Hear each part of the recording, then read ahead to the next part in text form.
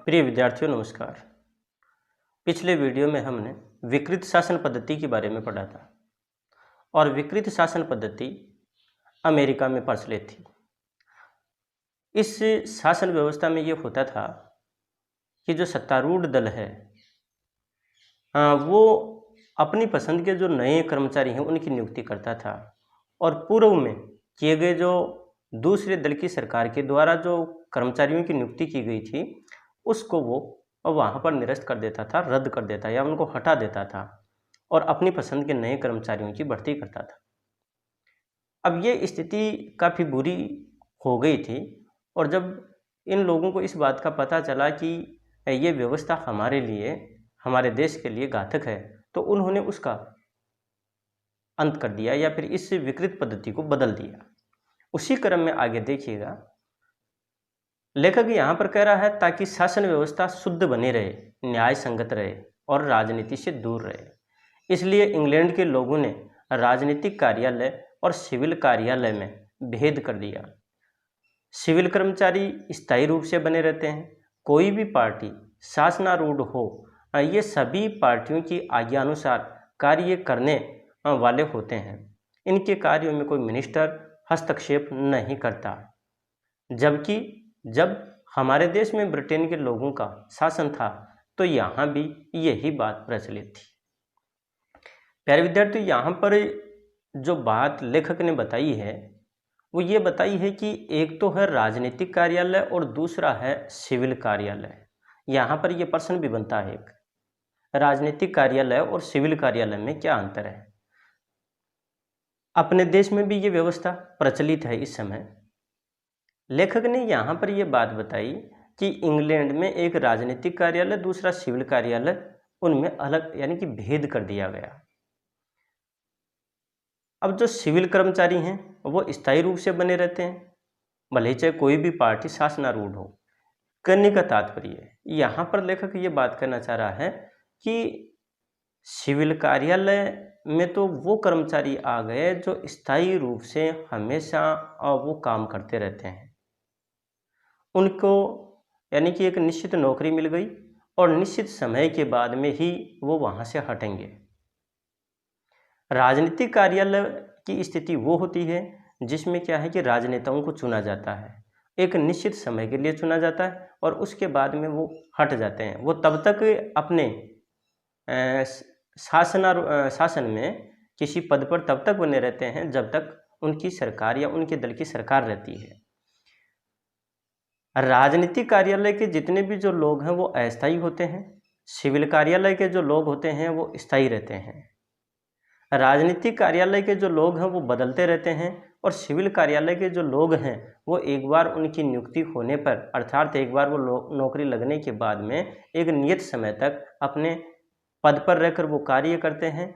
और पद पर रहकर के कार्य करने की जो बात आ रही है उसमें भी ये है कि ये जो राजनीतिक जो कार्यालय के जो लोग हैं जैसे कि मंत्री वगैरह, वो उनके कार्यों में कभी भी दखलंदाजी नहीं करते थे, कभी भी वो लोग उनके कार्यों में हस्तक्षेप नहीं करते, वो नियम के अनुसार काम को करते रहते थे। सिविल कार्यालय के कर्मचारियों पर राजनीतिक लोगों के द्वारा कभी भी दबाव नहीं बनाया जाता था। हमारे देश में भी आज स्थिति ये है कि सिविल कार्यालय अलग है, यानी कि जैसे कि जो प्रशासनिक जो कर्मचारी हैं वो एक नियत समय तक नियुक्त होते हैं, और राजनीतिक स्थिति अलग है जिसमें राजनेता आ गए। जो राजनेता हैं वो 5 साल के लिए हमारे यहाँ पर चुने जाते हैं और उनके दल की सरकार जब तक बनी रहती है तब तक वो कार्यरत रहते हैं। लेकिन इन दोनों में बदलाव है, यानी कि इंग्लैंड की व्यवस्था में और हमारे यहाँ पर एक फ़र्क है। वो फ़र्क ये है कि इंग्लैंड की जो व्यवस्था है वहाँ पर राजनीतिक कार्यालय के जो भी मंत्री हैं वो सिविल कार्यालय के लोगों पर अपना दबाव नहीं बनाते, बल्कि वो नियम के अनुसार कार्य करने की बात करते हैं या चलती है। और सिविल कार्यालय के जो लोग हैं या सिविल कार्यालय के जो कर्मचारी हैं, सिविल कर्मचारी हैं, वो अपना काम नियम के अनुसार करते रहते हैं। जबकि अपने देश में जो सिविल कर्मचारी हैं उनके ऊपर राजनीतिक दबाव बना रहता है, वहाँ पर पक्षपात की स्थिति बनी रहती है। इस ओर लेखक ने इंगित किया है। उसी क्रम में आगे देखिएगा,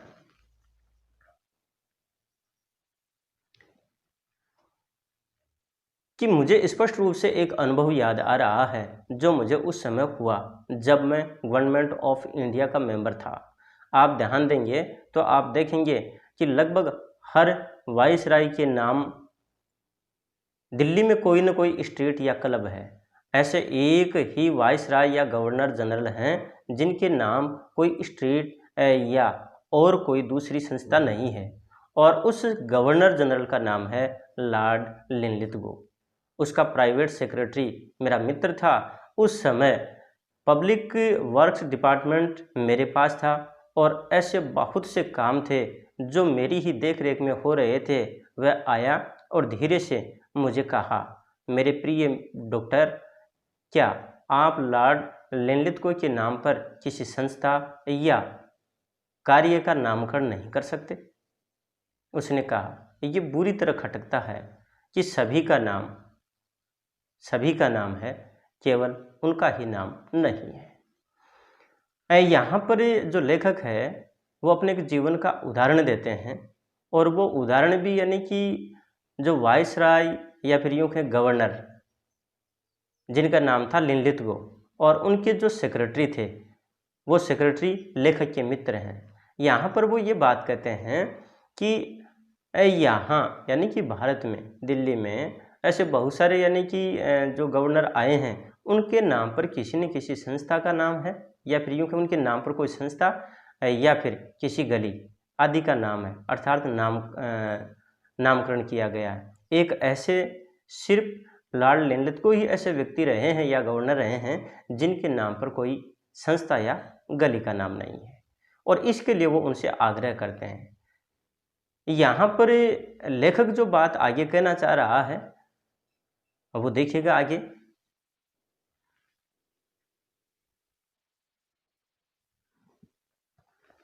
मैंने कहा, मैं विचार करूँगा। उन दिनों मैं जमुना के ऊपर एक बांध बनवाने पर विचार कर रहा था ताकि गर्मी के मौसम में दिल्ली के लोगों को पानी का कष्ट न हो, क्योंकि गर्मी के दिनों में नदी सूख जाती है। मैंने अपने सेक्रेटरी को, जिसका नाम एच.सी. प्रायर था और जो एक यूरोपियन था, कहा, प्रायर महाशय, वाइसराय के सेक्रेटरी ने मुझे ये बात कही, क्या तुम समझते हो? अब यहाँ पर जो बात है, लेखक अपने सेक्रेटरी से ये बात कहता है जिनका नाम एच.सी. प्रायर था। उनको वाइसराय के या यूँ कहें लॉर्ड लिनलिथगो के जो सेक्रेटरी थे उनके द्वारा कही गई जो बात है, और वो बात उन्हें कहते हैं।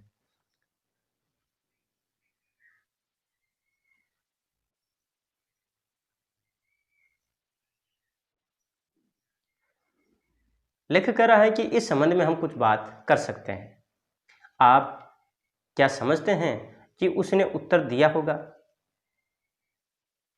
उसका जवाब था, महोदय, हमें ऐसा कुछ भी नहीं करना चाहिए। आज मुझे लगता है कि किसी का ऐसा उत्तर देना असंभव प्राय है। मिनिस्टर की इच्छा के प्रतिकूल किसी अफसर का कुछ कहना आज मुझे एकदम असंभव लगता है, लेकिन उन दिनों ये संभव था, क्योंकि ब्रिटेन की तरह हमने भी बुद्धिमत्तापूर्ण फैसला कर रखा था कि सरकार की शासन व्यवस्था में दखल नहीं देना चाहिए। सरकार का काम है पॉलिसी या नीति तय करना। उसका ये काम नहीं कि शासन व्यवस्था में हस्तक्षेप करे या पक्षपात से काम ले। ये बात महत्वपूर्ण है। यहाँ पर जो लेखक है वो इसी बात को समझाना चाह रहा है कि इंग्लैंड की बात करें और जब हमारे यहाँ पर ब्रिटिश शासन था उस समय की बात करें तो भी हमारे ऊपर यानी कि इस तरह की जो व्यवस्था थी वो थोपी हुई नहीं थी। कहने का तात्पर्य कि जो सिविल कर्मचारी है उस पर राजनीतिक कर्मचारी का दबाव नहीं था, वो अपने अनुसार निर्णय ले सकते थे। जैसे कि लेखक के जो सेक्रेटरी थे उन्होंने स्पष्टता से ये बात कह दी कि हमें ऐसा नहीं करना चाहिए, जबकि आज के दिन हमारे देश में ऐसा नहीं हो सकता। आज जो सिविल कर्मचारी है उसके ऊपर जो राजनेता हैं उनका पूर्ण दबाव बना रहता है, और वो उस कार्य को भले ही चाहे गलत क्यों ना हो, राजनेता अपने पक्ष में करवाने का भरपूर प्रयास करते हैं। तो यहाँ पर भी यानी कि जो लेखक है उसकी एक बात हमारे सामने आती है कि सरकार जो कार्य कर रही है, सरकार का तात्पर्य यहाँ पर सिविल कर्मचारी से है कि जो अपने नियमानुसार काम कर रहा है वो उसके ऊपर राजनीतिक दबाव नहीं बनाना चाहिए, जो कि हमारे देश में ये ऐसा हो रहा है। और ये एक बुराई है कि राजनेताओं के द्वारा जो जितने भी बड़े बड़े जो पदाधिकारी हैं, अधिकारी जो वर्ग है, उसके ऊपर अपना दबाव वो बनाए रखते हैं और अपने पक्ष में कई बार गलत निर्णय भी या गलत काम भी करवाने का प्रयास करते हैं। आगे देखिएगा कि मुझे लगता है कि अब हम उस परंपरा से दूर हटते जा रहे हैं और कहीं ऐसा न हो कि हम इस मर्यादा का एकदम परित्याग कर दें। लेखक यहाँ पर वही बात दोहरा रहा है कि उस समय हमारे यहाँ पर ऐसी व्यवस्था थी कि सिविल कर्मचारी पर राजनीतिक कर्मचारी या राजनीतिक कार्यालय का दबाव नहीं होता था। आज हमारे ऊपर ये दबाव बढ़ता जा रहा है।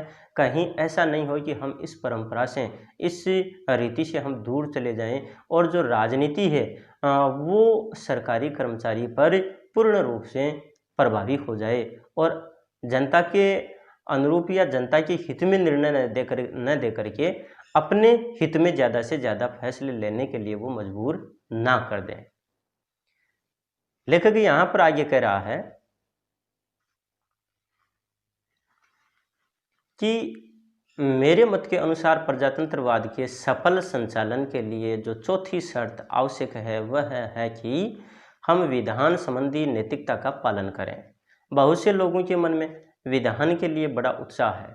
मैं उन लोगों में से हूँ जो वर्तमान विधान को एकदम फेंक देने के लिए तैयार है, कम से कम नए सिरे से इसकी रचना करने के लिए।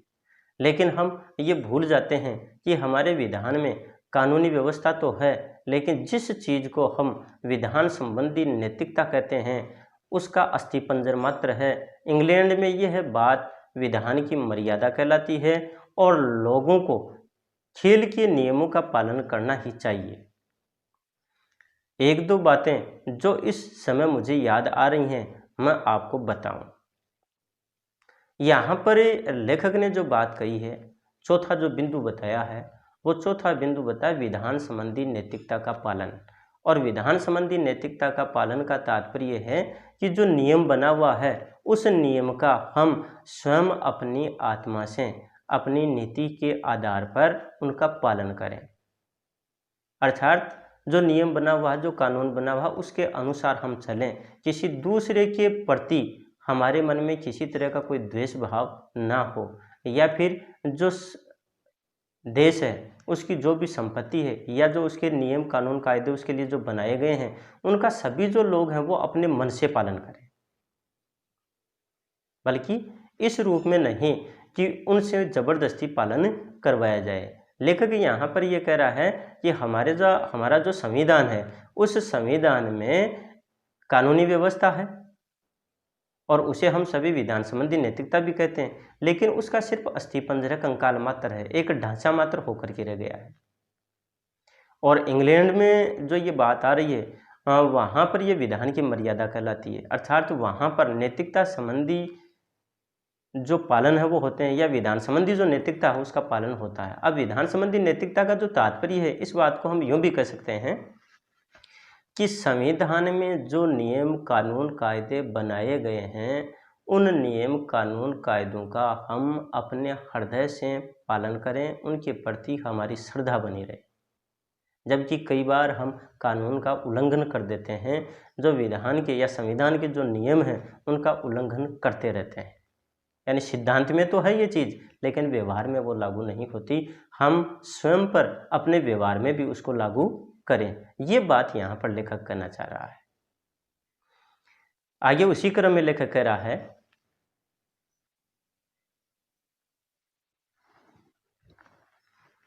कि मैं आपको बताऊं, आपको याद होगा कि जब 13 अमेरिकी उपनिवेशों ने बगावत की तो उस समय उनका नेता वाशिंगटन था।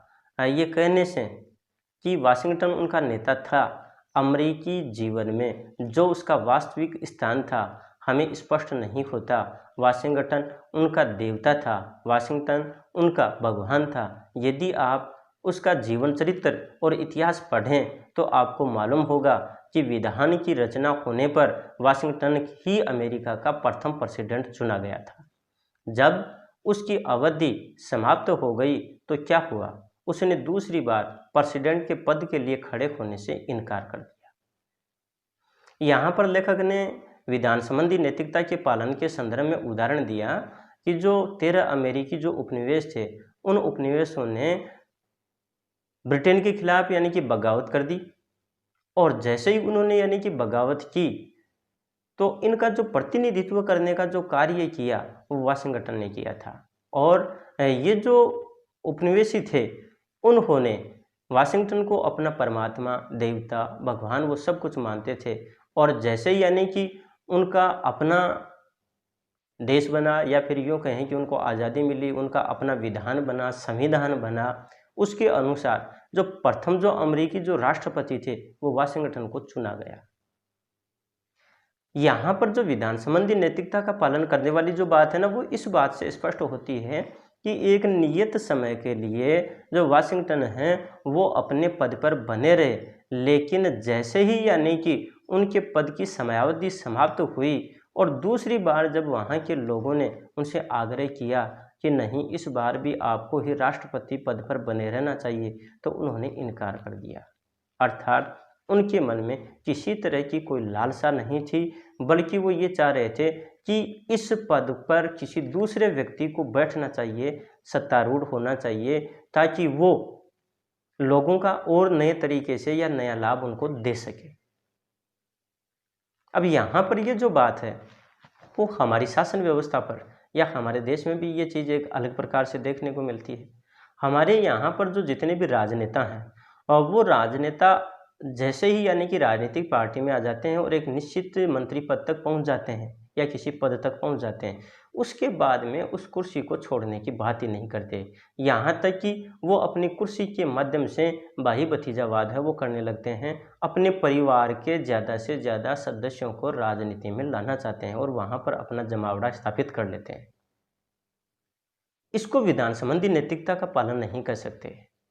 इसका मतलब ये था कि अगर वो एक बार इस तरह से सत्ता में आ गए तो उनको फिर वो पद त्याग देना चाहिए। मान लीजिए कि एक बार कोई मुख्यमंत्री बन गया तो उसके बाद में वो बार बार वो स्वयं ही मुख्यमंत्री के पद पर बना रहे, ऐसी लालसा उसमें नहीं होनी चाहिए। दूसरे व्यक्ति को मौका दिया जाना चाहिए। अगर कोई व्यक्ति प्रधानमंत्री के पद पर आ गया हर बार, यानी वही प्रधानमंत्री ही यानी कि बनने का इच्छुक है, तो वो बात गलत है। वहाँ पर उसे विधान संबंधी नैतिकता का पालन नहीं कर सकते। वहाँ पर यानी किसी दूसरे व्यक्ति को मौका मिलना चाहिए। और यही लेखक ने इस बात का उदाहरण दिया कि जो अमेरिका का जो राष्ट्रपति, प्रथम राष्ट्रपति वाशिंगटन थे, उन्होंने दूसरी बार इस पद पर रहने से मना कर दिया था।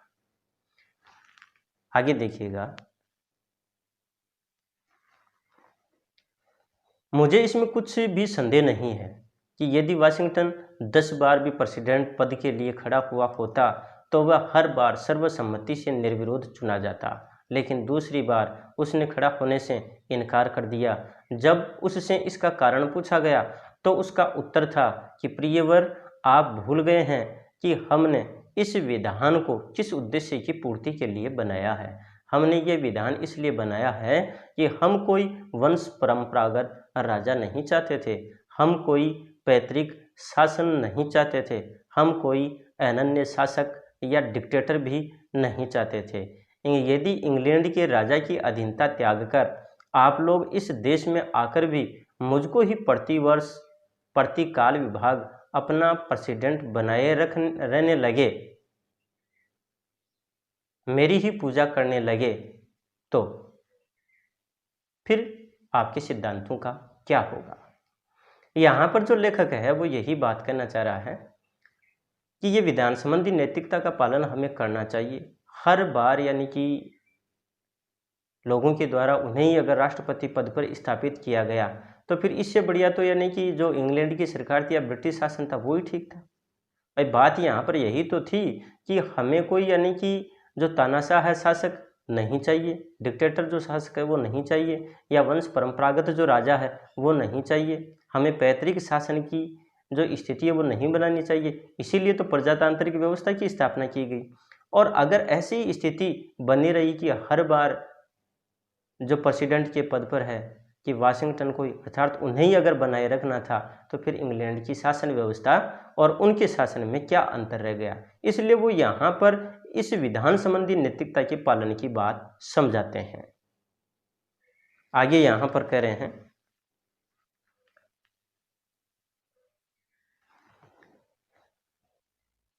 कि जब आप मुझे ही इंग्लैंड के राजा का स्थानापन्न बना देते हैं, तब आप क्या कह सकते हैं कि आपने उसके अधिकार के प्रति विद्रोह किया है। उसने कहा, आपका मेरे प्रति जो विश्वास है, जो भक्ति भाव है, उसके कारण आप चाहे मुझ पर दूसरी बार प्रेसिडेंट बनने के लिए दबाव डालने पर मजबूर हों, लेकिन जब मैंने इस सिद्धांत का प्रतिपादन किया है कि हमें वंशानुगत शासन नहीं चाहिए, तो मुझे आपकी भक्ति भावना के वशीभूत होकर भी दूसरी बार खड़ा नहीं होना चाहिए। अंत में लोगों ने उन्हें कम से कम एक बार और खड़े होने के लिए राजी कर दिया। यहाँ पर लेखक उसी बात को ही कह रहा है कि उनके द्वारा बार बार जब आग्रह किया गया तो भी यानी वो नहीं माने, फिर भी उन लोगों ने प्रेसिडेंट बनने के लिए उन पर दबाव डाला या उन्हें मजबूर किया, तो फिर क्या है कि वो एक बार फिर बन जाते हैं। हालांकि वो इस बात को कहते हैं कि हमें वंशानुगत जो शासन है वो नहीं चाहिए, और उनकी जो भक्ति भावना के वशीभूत होकर के भी दूसरी बार उन्हें खड़ा नहीं होना चाहिए, परंतु फिर भी उनका जो स्नेह था, उस स्नेह के कारण वो दूसरी बार खड़े हो जाते हैं और उन्हें राजी भी कर दिया जाता है।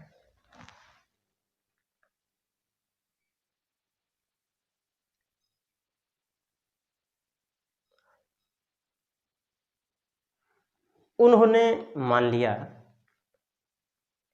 लेकिन इस बार भी वे फिर आग्रह करने गए तो उसने धत्ता बता दिया। कहने का तात्पर्य है, दूसरी बार तो उन्होंने मान लिया, लेकिन तीसरी बार फिर गए तो उन्होंने इस बात को धत्ता बता दिया, अर्थात इनकार कर दिया और उन लोगों को वहाँ से भगा दिया।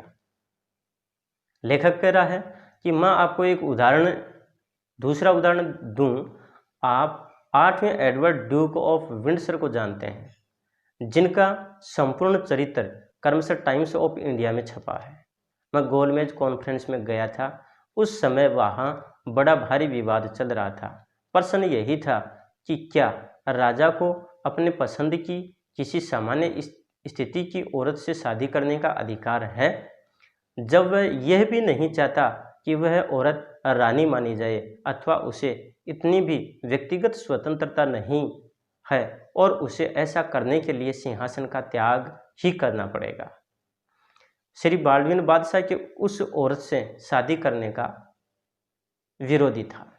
यहाँ पर एक दूसरा उदाहरण देते हुए उन्होंने यानी कि विधान संबंधी नैतिकता के पालन में ही ये बात कही है इन्होंने कि भाई जो 8वें एडवर्ड ड्यूक ऑफ विंडसर थे, और लेखक का ये भी मानना है कि उस समय गोल में जो सम्मेलन हुआ था, कॉन्फ्रेंस वहाँ हुई थी, तो उसमें वो उपस्थित थे।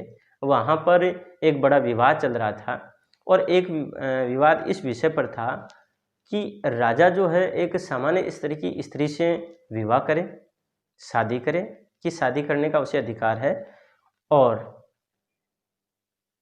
जबकि ये भी नहीं चाहता कि वह औरत रानी मानी जाए अथवा उसे इतनी भी व्यक्तिगत स्वतंत्रता नहीं, और उसे ऐसा करने के लिए सिंहासन का त्याग ही करना पड़ेगा। क्या उसे अपने पद को छोड़ना पड़ेगा? यहाँ पर लेखक यही बात करें कि उस समय जो बाल्डविन थे, श्री बाल्डविन बादशाह के उस औरत से शादी करने के विरोधी थे। जो बाल्डविन थे वो प्रधानमंत्री थे। यहाँ पर एक व्यक्ति नहीं, बाल्डविन बादशाह, ये एक व्यक्ति नहीं, दो अलग अलग व्यक्ति हैं। बाल्डविन प्रधानमंत्री है और बादशाह यानी कि जो वहाँ का शासक है, तो वो उनके विचारों के समर्थक नहीं थे, विरोधी थे। उसी क्रम में ये कह रहे हैं कि वह किसी तरह राजी नहीं हो सकता, उसने कहा यदि तुम मेरा कहना नहीं मानते तो तुम्हें राजगद्दी छोड़ देनी पड़ेगी। हमारा एक मित्र 8वें एडवर्ड का मित्र था, वह उसे उत्साहित कर रहा था। उस समय मजदूर दल विरोधी दल में था, उनका बहुमत न था। मुझे अच्छी तरह याद है कि मजदूर दल ने इस बात पर गंभीरता से विचार किया था कि क्या यह अच्छा न होगा कि इसी बात को लेकर श्री बाल्डविन को हराने की कोशिश की जाए, क्योंकि राजा के प्रति वफादार होने के कारण अनुदार दल के बहुत से लोग उनका साथ देने के लिए तैयार हो सकते थे। यहाँ पर जो लेखक है वो इसी क्रम में आगे बात ये कहना चाह रहा है कि बाल्डविन प्रधानमंत्री और वहाँ का जो शासक बादशाह, उन दोनों के मध्य मतभेद थे। यहाँ पर ये बात वो कहना चाह रहा है कि उस समय जो मजदूर दल था वो उनके विरोध में था, उनका बहुमत भी नहीं था। यहाँ लेखक कह रहा है कि मुझे अच्छी तरह याद है कि मजदूर दल ने इस बात पर गंभीरता से विचार किया था कि क्या यह अच्छा न होगा कि इसी बात को लेकर श्री बाल्डविन को हराने की कोशिश की जाए, प्रधानमंत्री जो बाल्डविन थे उनको हराने की कोशिश की जाए, क्योंकि राजा के प्रति वफादार होने के कारण अनुदार दल के बहुत से लोग उनका साथ देने के लिए तैयार हो सकते थे। यहाँ पर यह काम हो सकता था, कहने का मतलब विधान संबंधी नैतिकता का वहाँ पर क्या रिजल्ट निकलता है, इस बात को लेखक प्रस्तुत करना चाह रहा है। उसी क्रम में आगे यहाँ पर लेखक कह रहा है, लेकिन मुझे याद है कि स्वर्गीय प्रोफेसर लास्की, ये विचारक थे, चिंतक थे। प्रोफेसर लास्की ने हेराल्ड, ये उनकी पुस्तक का नाम है, हेराल्ड उनकी पुस्तक का नाम है।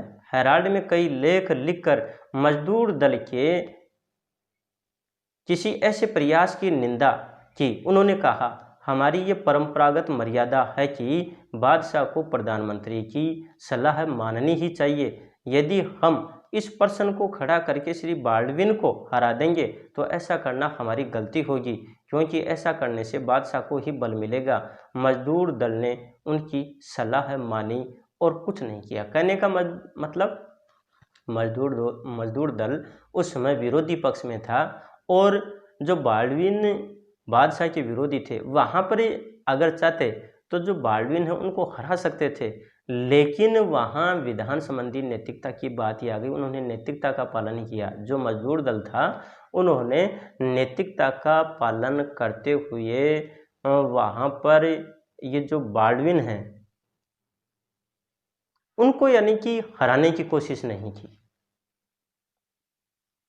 ये यहाँ उन्होंने नैतिकता संबंधी जो बात है उसका पालन किया है। लेखक भी यहाँ पर यही बात कह रहा है कि कभी भी जो राजनीतिक कार्यालय के जो व्यक्ति और जो प्रशासनिक कार्यालय के जो व्यक्ति हैं, यानी कि प्रशासनिक कार्यालय पर राजनीतिक कार्यालय का दबाव नहीं होना चाहिए, उनको यानी कि स्वतंत्रता दी जानी चाहिए।